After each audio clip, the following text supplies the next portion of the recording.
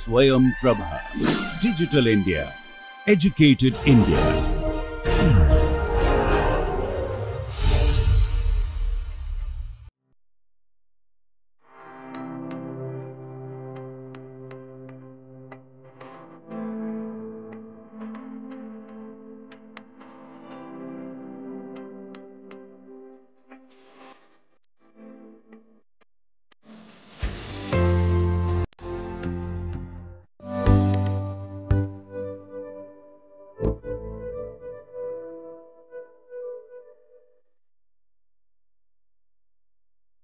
আগের ক্লাসের সাইক্লোপেন্টাডাইন সিস্টেম নিয়ে আমরা পড়াশোনা শুরু করেছিলাম। এখনকার এই লেকচারটাতেও আমরা সাইক্লোপেন্টাডাইন বিষয়েই আলোচনা করব, তার মেটাল কমপ্লেক্স। শুধু তার সাথে বেশি এই ক্লাসটাতে আমরা মেনলি মূলত জোর দেব আমাদের প্রবলেম সলভিং এর উপর। একটা কমপ্লেক্সের উদাহরণ আমি দিই। আমরা দেখেছি যে নিকেল বেস বা কোবাল্ট বেস বা টাইটানিয়াম বেস সিস্টেমসগুলোতে কীভাবে ডাইমারাইজ করার একটা ব্যাপার থাকে। তো সেই ধরনের সিস্টেমসগুলোতে আমরা তাদের মধ্যে একটি সিস্টেম এখন আলোচনা করব, যেটা হচ্ছে মলিবডিনাম বেস সিস্টেম। এটার একটা অদ্ভুত কিছু ক্যারেক্টারিস্টিক্স আমরা দেখতে পাই, যেখানে আমরা দেখব যে দুটি সিপি এরকম বাউন্ড অবস্থায় রইল, আর তার সাথে আর যে দুটি সিপি আছে এই কম্পাউন্ডে তারা কিন্তু অতটা বাউন্ড থাকে না, এবং এদের মধ্যে একটি সিপি ডিরেক্টলি মেটালের সাথে মলিবডিনামের সাথে বন্ডেড অবস্থায় থাকে। সেটা হচ্ছে, ধরে নাও এই সিপিটাই যদি আমরা ভাবি, এটা একটা মলিবডিনামের সাথে বন্ডেড অবস্থায় থাকবে এবং তার সাথে মলিবডিনামের সাথে এরকম রিয়াক্টও করে থাকে। এবার এই সিপিটিকে আমরা যদি দুটো ডিফারেন্ট কন্ডিশনে রিয়াক্ট করাই, একটা হচ্ছে 100 ডিগ্রি সেন্টিগ্রেডে আমরা যদি ওয়াটার নিই, ওয়াটারে যদি এটাকে বয়েল করি, আর একটা হচ্ছে আমরা যদি একই সিস্টেমকে নিয়ে THF-এ 50 ডিগ্রি সেন্টিগ্রেডে বয়েল করাই, তাহলে আমরা দুটি জিনিস দেখতে পাবো। এক হচ্ছে যে ওই যে CH বন্ড অ্যাক্টিভেশনের কথাটি বলেছিলাম, সেই CH বন্ড অ্যাক্টিভেশন টাইপ হয়ে গিয়ে যে নায়োবিয়ামের যে কমপ্লেক্সটা তৈরি হয়েছিল এক্স্যাক্টলি সেরকম একটি সিস্টেম তৈরি হবে। তার মানে মলিবডিনাম এবং একটি সিপি অন্য একটি মলিবডিনামের সাথে, আর এইখানে যে সিপিটি সেটাও CH বন্ড অ্যাক্টিভেট হয়ে অন্য একটি মলিবডিনামের সাথে বন্ডেড হয়ে যাবে।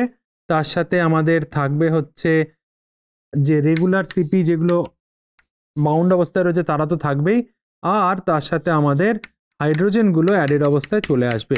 এরকম টাইপের সিস্টেম তৈরি হবে, এবং এখানে মলিবডিনাম বন্ডটিও কিন্তু আমাদের তৈরি হতে যেতে আমরা দেখব এই ধরনের একটা সিস্টেম তৈরি হবে যদি তোমরা ওয়াটারে এটা যদি বয়েল করানো হয়।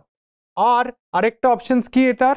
আরেকটা অপশনস হচ্ছে যে এটার আরেকটা অপশনস আমরা আলোচনা করেছিলাম, যেখানে আমাদের দুটি মলিবডিনাম এর সিপি কমপ্লেক্স যেমন ছিল তেমন থাকবে, এই দুটি সিপি যেমন ছিল তেমনই থাকবে, শুধু আরেকটি যে সিপি ছিল সেটা আমাদের তারা নিজেদের মধ্যে CH বন্ড অ্যাক্টিভেট করে এই টাইপের একটা কমপ্লেক্স তৈরি করে দেবে। এই বিষয়টাও কিন্তু আমরা আলোচনা করেছি, এবং এই ক্ষেত্রে যদি তোমার হাইড্রাইডগুলো কিন্তু আমাদের এক্স্যাক্টলি সিমিলার কন্ডিশনেই থেকে যাবে, দেয়ার ইজ নো প্রবলেম। ওকে, তাহলে দেখতে পাচ্ছ যদিও এটা ডিসেন্ট টাইপ 16 ইলেকট্রন সিস্টেম, কারণ মলিবডিনাম এখানে অক্সিডেশন স্টেট কত? মলিবডিনাম অক্সিডেশন স্টেট হচ্ছে আমাদের +2, তো সেই রেসপেক্টে এটা 16 ইলেকট্রন সিস্টেম হলেও এই ধরনের ডাইমারাইজেশন কিন্তু মলিবডিনাম সিস্টেমের পক্ষে খুব কমন। আবার এই একই ঘটনা এরা নিজেরাও কিন্তু সেলফ ডাইমারাইজ করতে পারে। এটা যদি এই দিকে যদি আসতে হয়, তাহলে তুমি যদি এক্সপোজ টু লাইট যদি তুমি করে দাও তাহলে সম্ভব। আর এইখান থেকে এখান থেকে এইখানে যদি তোমার যেতে হয়, তাহলে তোমার টলুইনে 70 ডিগ্রি, এই ওয়াটারে ফোটানোর পর যে কম্পাউন্ডটা পাচ্ছ সেটাকে টলুইনে আবার 70 ডিগ্রিতে যদি হিট করে দাও, তাহলে তুমি এই ডাইমারটা CH বন্ড অ্যাক্টিভেটেড যে ডাইমারটা সিপি রিং অ্যাটাচড অবস্থায় থাকে সেটি পেয়ে যাবে। তাহলে এটা খুব মানে এটা ইন্টার কনভার্টেবল একটা স্কিম্যাটিক, যেখানে তোমার একই কমপ্লেক্সের ডিফারেন্ট বাইন্ডিং মোটিভ বা different ligand environment depending on the choice of the CP ring কিন্তু আমরা দেখতে পাচ্ছি, এবং সেটা কিন্তু খুব জরুরি, সেটা কিন্তু ভাবাটাও খুব জরুরি। এবং শুধু এই সিস্টেমের যে ক্ষেত্রে হবে তা নয়, এটা কিন্তু তোমার টাংস্টেন সিস্টেমের ক্ষেত্রেও খুব কমনলি প্রযোজ্য। টাংস্টেন বেস সিস্টেমের ক্ষেত্রেও আমরা দেখব খুব কমনলি প্রযোজ্য। এবার কিছু কিছু রিয়াকশনস আলোচনা করা যাক। ধরে নাও আমরা নিকেল বেস সিস্টেমের ওপর কিছু রিয়াকশন দেখার চেষ্টা করি।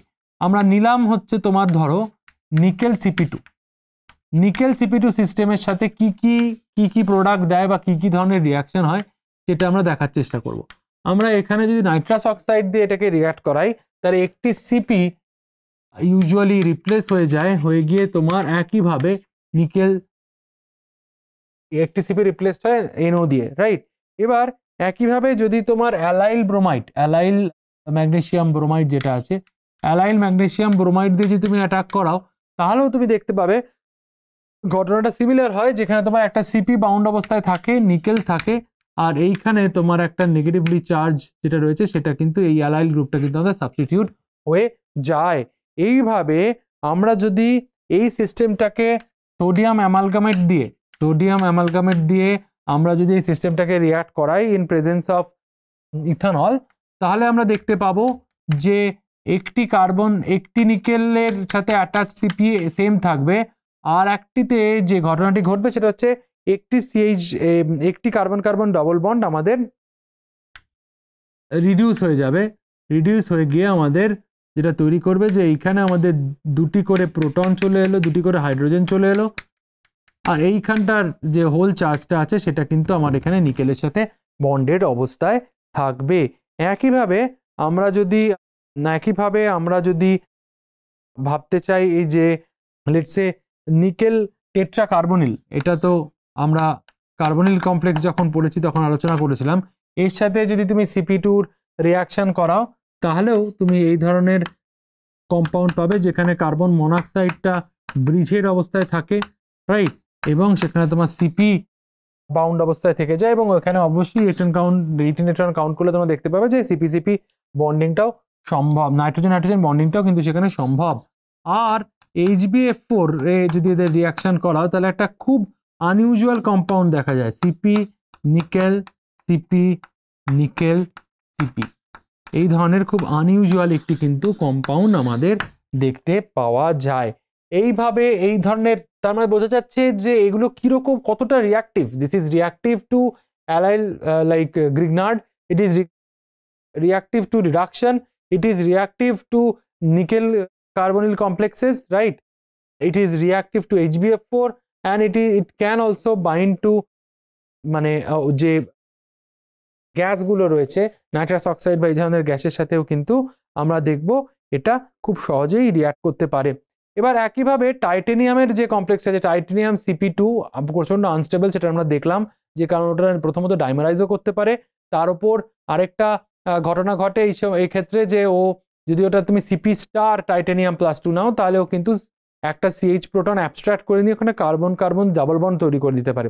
এই ধরনের সিস্টেম নিয়ে যদি আমরা ভাবি CP2, তার মানে আমাদের যে স্টেবল টাইটেনিয়ামের সিস্টেমটা সেটা হবে CP2 টাইটেনিয়াম ক্লোরাইড, যেখানে টাইটেনিয়ামটা +4 অক্সিডেশন স্টেটে আসবে।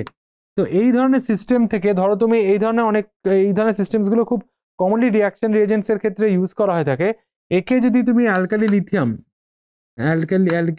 লিথিয়াম রিয়েজেন্ট দিয়ে ইউজ করো, মিথাইল লিথিয়াম ধরো 2 ইকুইভ্যালেন্ট দিলে, তাহলে তুমি কিন্তু সহজে এই ক্লোরাইডটাকে রিপ্লেস করে আমাদের দুটি মিথাইল গ্রুপ পেয়ে যাবে, এবং সেখানে বেসিক্যালি মেটাল কার্বন বন্ড কিন্তু আমাদের পাওয়া সম্ভব। এখানে যদি আমরা controlled amount of lithium aluminium hydride দিই তাহলে একটি মাত্র CP রিপ্লেস হয়, এবং এখানে আমাদের তৈরি হয় যেটা যে একটা হাইড্রাইড আর একটা ক্লোরাইড কিন্তু আমাদের খুব সহজেই একসাথে থাকে। একইভাবে যদি আমরা এই সাবস্টিটিউশন থেকে মিথাইল না করে এই সাবস্টিটিউশনটাকে আমরা রিডাকশন জাতীয় করতে চাই PME3 দিয়ে, সেটাও সম্ভব, এবং সেটাই তোমার তৈরি হবে CP2Ti PME3 হোল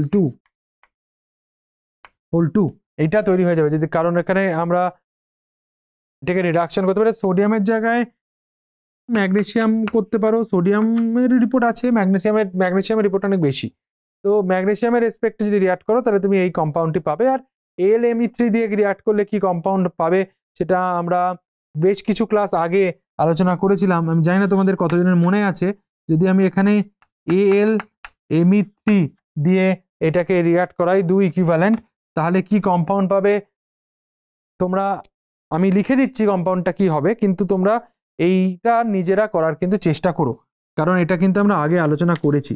যেটা হচ্ছে যে এখানে তোমার টাইটেনিয়াম থাকলো, Cp থাকলো, একটি হয়ে গেল CH2, একটি হয়ে গেল ক্লোরিন, এদিকে অ্যালুমিনিয়াম, আর অ্যালুমিনিয়ামের সাথে Me2।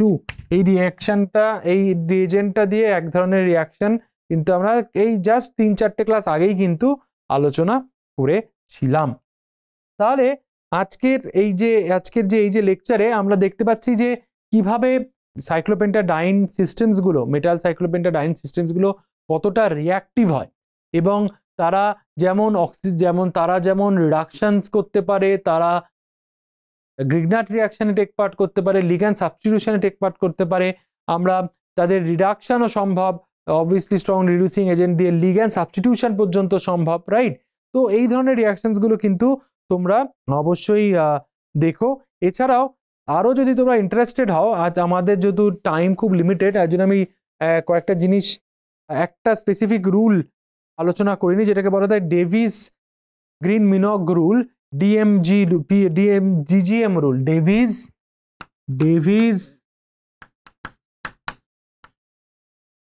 গ্রিন মিনক রুল, এটাকে বলা থাকে DGM রুল। এটা বেসিক্যালি যেটা বলে যে কাইনেটিক্যালি কন্ট্রোলড যে প্রোডাক্ট ফরমেশন হবে 18 ইলেকট্রন ক্যাটায়নিক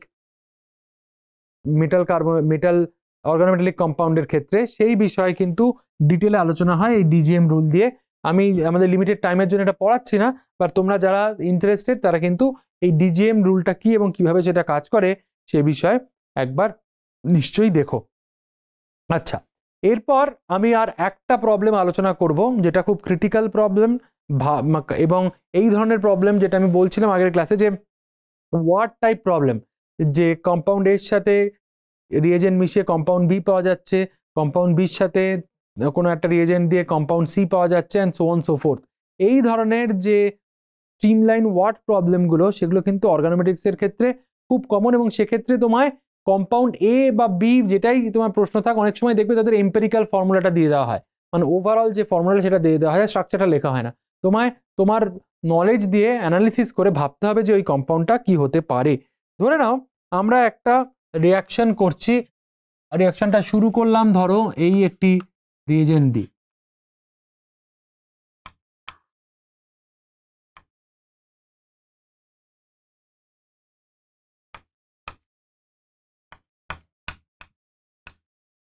RuCl3 দিয়ে আমরা রিঅ্যাকশন RuCl3 এর সাথে রিঅ্যাক্ট করাচ্ছি, এবং এইখানে আমরা দিচ্ছি আমাদের,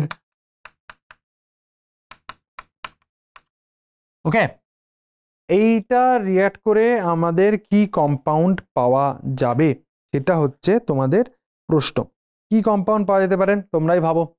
দেখো এখানে তোমাদের হিন্ট দেওয়া আছে, হিন্টে তোমার কি দেওয়া আছে, হিন্টে আমার দেওয়া আছে যে আমার একটা হাইড্রোজেন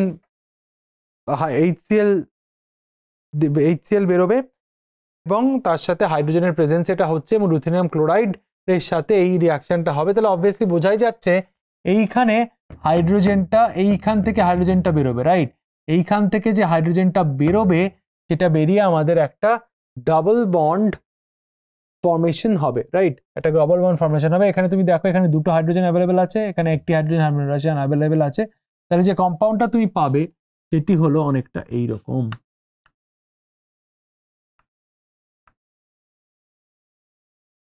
এটা ওভারঅল রুথেনিয়ামের সাথে বাউন্ড হলো,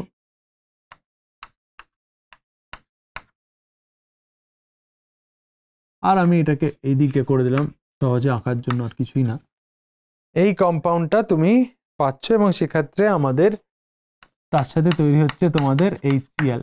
নাও এই যে কম্পাউন্ডটা তৈরি হলো, এই কম্পাউন্ডটা কি ঠিক এই কম্পাউন্ডটা তৈরি হবে না অন্য কিছু তৈরি হবে? দেখি তোমরা কিভাবে বলতে পারো।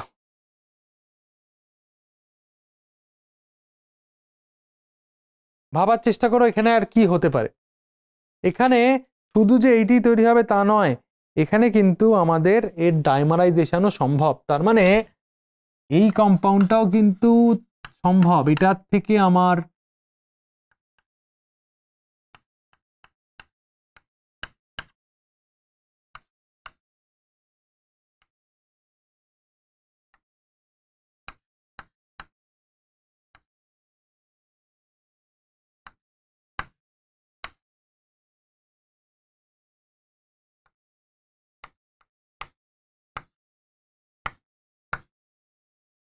This will be the product. এইটা নয়, এইটা কিন্তু আমাদের হবে না, এই প্রোডাক্টটি কিন্তু আমাদের হবে না, হবে হচ্ছে তোমার এই প্রোডাক্টটি, এবং HCl বেরিয়ে যাবে, অ্যাক্টিভেট হবে এবং একসাথে এটা তৈরি হবে।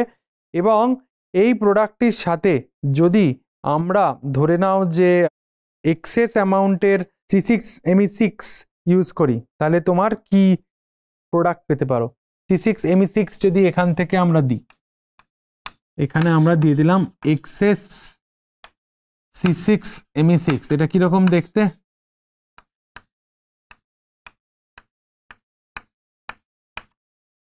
এই প্রোডাক্ট, এই কম্পাউন্ডটা, এই রিয়েজেন্ট যদি ইউজ করা হয়, তাহলে দেখো এতগুলো 6টা মিথাইলের প্লাস আই এফেক্টের জন্য electron density on this kind of hexa substituted, hexa methyl substituted benzene অনেক বেশি হবে। তো ন্যাচারালি প্রোডাক্ট যেটা হবে সেটা কি একে রিপ্লেস করে দেবে, এর থেকে অনেক বেশি স্ট্রং ডোনারও, রাইট? ও কিন্তু ওকে টেকনিক্যালি রিপ্লেস করে দিতে পারে। তো তাহলে তোমরা যে প্রোডাক্টটা পাবে সেই প্রোডাক্টটা হবে হচ্ছে, হয়ে গেল আমাদের, আমি এটা C6Me6 হিসেবে লিখলাম, সেখানে ruthenium fluoro fluoro ruthenium fluoro C6Me6 fluoro. এবার এর সাথে যদি আমি কটা ক্লোরাইড আছে, 1 2 3 4, এবার এর সাথে আমি যদি একটা ছোট্ট রিয়েজেন্ট ইউজ করি, যেটা হচ্ছে ধরো যে কোনো সিলভার সল্ট, ধরে নাও আমি এখানে দিলাম AgBF4 বা সিলভার নাইট্রেট, হোয়াট এভার, যেটা হোক, সিলভার ব্রোমাইড দেওয়ার নিয়ম কারণটা হচ্ছে এটা অর্গানিক সলভেন্টে সলিবল হয়। এবং তাহলে তোমার এই যে ক্লোরাইডগুলো আছে সেই ক্লোরাইডগুলো কিন্তু প্রেসিপিটেট পড়ে যাবে, রাইট? সিলভার ক্লোরাইডের প্রেসিপিটেট পড়ে যায়, পড়ে গেলে এই কম্পাউন্ডটা কি তৈরি হয়ে যাবে? কম্পাউন্ডটা তৈরি হয়ে যাবে তোমার এই যে আমাদের হেক্সা মিথাইল সাবস্টিটিউটেড বেঞ্জিনটা আছে, সে আমাদের কমপ্লেক্স তৈরি করে দেবে।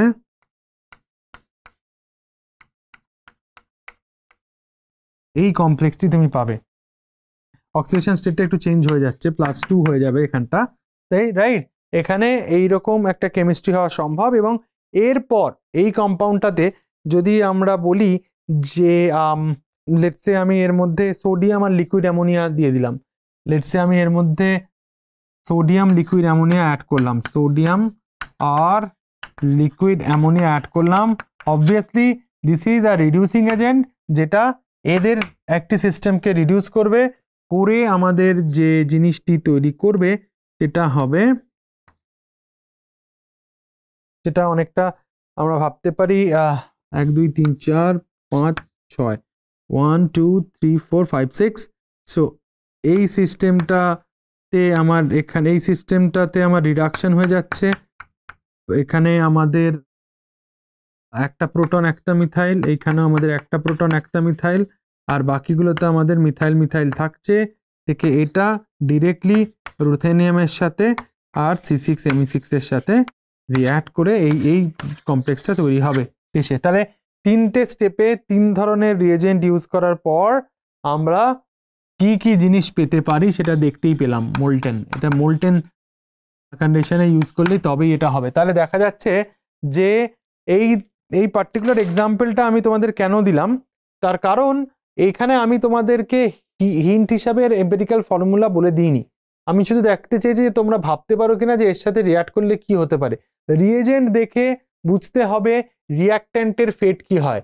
এইখানে রিয়েজেন্টটা দেখা মাত্রই তোমার মাথায় খেলে যাওয়া উচিত যে এইখানে আমার যেহেতু -H2 এবং HCl দেওয়া আছে, তার মানে আমার এখানে হাইড্রোজেন কিন্তু আমাদের লিবারেট হওয়ার কথা, হাইড্রোজেন আমার লিবারেট করবে, এবং এই সিস্টেমটা কিন্তু খুব সহজে অ্যারোমেটিক সিস্টেমে কনভার্ট হতে পারে, যার জন্য আমার এই প্রোডাক্টটা তৈরি হবে। এবং এখানে তোমার এম্পিরিক্যাল ফর্মুলা বলে দিলে খুব সহজেই তোমরা বুঝতে পারবে যে কম্পাউন্ডটা ঠিক কি তৈরি করতে চাইছিলাম। তারপরে যখন আমি এইখানে এই রিয়েজেন্টটা দিলাম, এ হচ্ছে better sigma donor, better sigma donor, right? Better sigma donor compare to the existing লিগ্যান্ডের থেকে বেটার সিগমা ডোনার। তার জন্য আমরা দেখতে পাবো যে কিন্তু এই বাউন্ড যে সাবস্টিটিউটেড বেঞ্জিন সিস্টেমটা ছিল সেটাকে রিপ্লেস করে দেবে, যেটা এই স্টেপে এলো। এর পরের স্টেপের হিন্ট হচ্ছে সিলভার টেট্রাফ্লুরোবোরেট দেওয়া হয়েছে, দিলে অবভিয়াসলি ক্লোরাইড রয়েছে, ক্লোরাইডে সিলভার টেট্রাফ্লুরোবোরেট দিলে তো অবভিয়াসলি সিলভার ক্লোরাইড প্রেসিপিটেট পড়বে, এটাই পড়েছে। এবং স্পেসিফিক্যালি এটা বলে দেওয়া যায় এখানে 4 ইকুইভ্যালেন্ট দেওয়া আছে। তাহলে তোমার আলটিমেট কম্পাউন্ড কি, আলটিমেট কম্পাউন্ড কি তোমরা দেখতে পাচ্ছ যে এটা তৈরি হলো। এবং তার সাথে যখন আমরা সোডিয়াম আর লিকুইড অ্যামোনিয়া দিয়ে দিচ্ছি, তার মানে অবভিয়াসলি এটা রিডিউসিং এজেন্ট। সেই রিডিউসিং এজেন্ট অবভিয়াসলি পুরো অ্যারোমেটিসিটিটাকে রিডিউস করা তো সম্ভব না, তো কি হবে, পার্শিয়ালি রিডিউস করবে। রিডিউস করে একটি carbon carbon double bond reduce করে হাইড্রোজেন ঢুকে গেল, এবং এইখানে 4 পাই ইলেকট্রন সিস্টেম রুথেনিয়ামের সাথে বাউন্ড অবস্থায় থাকবে, আর আরেকটা কিন্তু আমাদের আনটাচড অবস্থায় থাকবে। তাহলে এই যে আজকে এই যে পুরো যে লাস্ট লেকচারটি এবং আজকের লেকচারে আমরা যে আলোচনাটা করলাম যে সাইক্লোপেন্টাডাইন সিস্টেমের কিছু সিনথেটিক প্রপার্টি, কিছু সাইক্লোপেন্টাডাইন সিস্টেম মেটালের সাথে রিঅ্যাক্ট করে কি ধরনের কমপ্লেক্স করছে, সেই কমপ্লেক্সগুলো স্টেবিলিটি কীরকম, সেই কমপ্লেক্সগুলো কোন ধরনের কেসে কিভাবে ডাইমারাইজ করে, কি ধরনের ঘটনা ঘটে যে আমরা যে আমাদের সিএইচ বন্ড অ্যাক্টিভেশন অক্সিডেটিভ অ্যাডিশনের যে গল্পগুলো দেখলাম, সেই ব্যাপারগুলো কিভাবে আসছে। তারপর down the along the period যদি যাই, তাদের স্টেবিলিটি কিভাবে চেঞ্জ হয়, এবার electron count, total electron count in the metal complex কিভাবে চেঞ্জ হয়, এবং সেটা কিভাবে তাদের স্টেবিলিটিকে এফেক্ট করে, তাদের বন্ড অর্ডারকে কিভাবে এফেক্ট করে, বন্ড লেন্থ কিভাবে এফেক্টেড হয়, এই পুরো সিনারিও নিয়ে আলোচনা করেছি। আর আজকের লেকচারে আমরা দেখলাম বেশ কিছু প্রবলেম সলভিং এবং সিনথেটিক কিছু প্রসেসেস আলোচনা করলাম, যেটা মলিবডিনাম সিপি সিস্টেমের ওপর করেছি, আবার টাইটানিয়াম সিপি2 সিস্টেম বা আমাদের নিকেল সিপি2 সিস্টেমের ওপরেও যে কি ধরনের রিয়াকশন করা যায়, সেই ধরনের অর্গানোলিথিয়াম রিয়েজেন্ট বা অর্গানো ম্যাগনেসিয়াম ব্রোমাইড রিয়েজেন্ট দিয়ে কিভাবে রিয়াক্ট করা যায় সেই বিষয়ে আলোচনা করলাম। এবং শেষে একটা ছোট প্রবলেম সলভিং এর মধ্যে দিয়ে একটা স্টার্টিং ম্যাটেরিয়াল থেকে শুরু করে কিভাবে স্টেপ বাই স্টেপ রিয়েজেন্টের উপর ডিপেন্ড করে আমরা আমাদের ফাইনাল প্রোডাক্ট পাচ্ছি সেটা আমরা দেখতে পেলাম। আমি শিওর আমি যখন এখানে এই কম্পাউন্ডটা লিখছিলাম তোমাদের মধ্যে অনেকেই ভেবেছিলে যে এটাই হচ্ছে প্রোডাক্ট, কিন্তু এটা অ্যাকচুয়াল প্রোডাক্ট নয়। আমার উচিত ছিল এখানে তোমাদের এম্পেরিক্যাল ফর্মুলাটা বলে দেওয়া, তাহলে হয়তো তোমাদের মধ্যে কিছু জন হয়তো এটা ভাবতে পারতে। এবং পরবর্তী স্টেপসগুলো কিন্তু খুব সহজ, কারণ এখানে যে অ্যানালজিগুলো রয়েছে যে কোনটা বেশি ইলেকট্রন ডোনার কোনটা স্ট্রং ইলেকট্রন ডোনার, সেটা কিন্তু সহজেই এই মিথাইল গ্রুপের প্লাসার এফেক্টের জন্য সহজেই কিন্তু এটা অ্যানালিসিস করা যেতে পারে। আশা করি এই আজকের সাইক্লোপেন্টাডাইনের লেকচারটি এবং তার ডিটেল আলোচনা তোমাদের ভালো লাগবে, এবং তোমার আরও ডিটেলে স্ট্রাকচার বন্ডিং এর উপর বেস করে রিয়াকশন রিয়েজেন্টস ইন অর্গানোমেটালিক কেমিস্ট্রি যে ব্যাপারটা হয় সেই ব্যাপারটা নিয়েও আরও গভীরে ভাবনা চিন্তা করবে এবং অনেক বেশি প্র্যাকটিস করবে। অর্গানোমেটালিক কেমিস্ট্রি বা যে কোনো কেমিস্ট্রি, নট অর্গানোমেটালিক, অজৈব রসায়ন, জৈব রসায়ন বা আমাদের ফিজিক্যাল কেমিস্ট্রি, যে কেমিস্ট্রি তুমি চুজ করো না কেন, সবকটা কেমিস্ট্রিতে কিন্তু প্র্যাকটিস না করলে তোমাদের পক্ষে কিন্তু মেথোডোলজিগুলো বা লজিকগুলো জেনারেট করা কিন্তু সহজ হবে না। তাই আমার অ্যাডভাইস, এখনও আমি তোমাদের বলবো, পড়ছো, স্টাডি মেটেরিয়াল ফলো করো, বিভিন্ন বই ফলো করো, তার সাথে লেকচার আমি যে লেকচারে যেটা আলোচনা করেছি সেগুলো ফলো করো, কিন্তু তার সাথে প্র্যাকটিস ছাড়া কিন্তু কোনো বিষয়ই তোমরা কিন্তু ব্যুৎপত্তি অর্জন করতে পারবে না।